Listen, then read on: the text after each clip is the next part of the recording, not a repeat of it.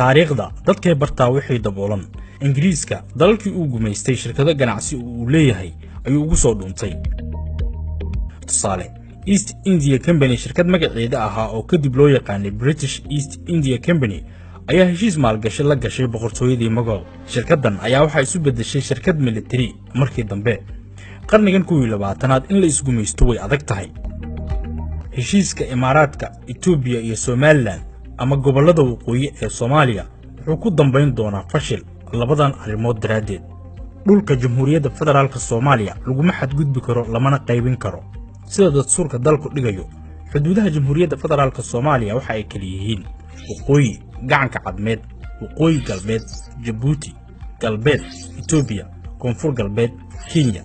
bari badweynta Hindiya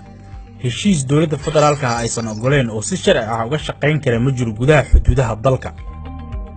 Soomaaliya waxay dacwo ka dhanahay Imaaraadka u gudbisay UN-ka Arab League iyo ururka Islaamka saddexdan urur Soomaaliya iyo Imaaraadka way ka wada tirsan yihiin shuruucdoodan waxa kamid ah in wadan uusan wadan kale ku xadgudbi karin iyadoo dooda Soomaaliya ee in madax banaanideeda lagu xadgudbay loo heelin doono qodobka labaad ee burburinaya heshiiskan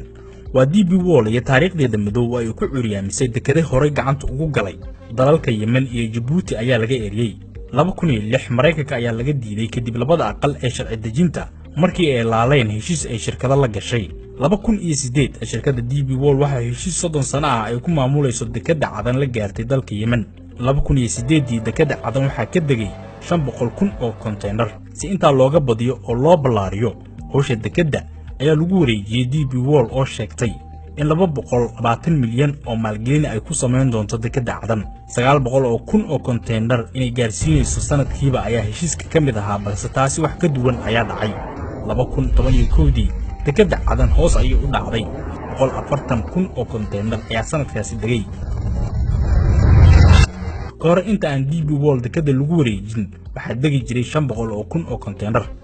taasi waxa dheeraa shaqaalihii dekada oo haaf la dhimay qalabkii dekada oo aan la dayactirin 2012 dawladda Yemen ayaa DP World eriday kadib kacdoon shacab oo looga soo horjeeday Imaaraadka iyo shirkadooda uuriyaaminta ay ku hayeen cadan si Dubai aan loola tartamin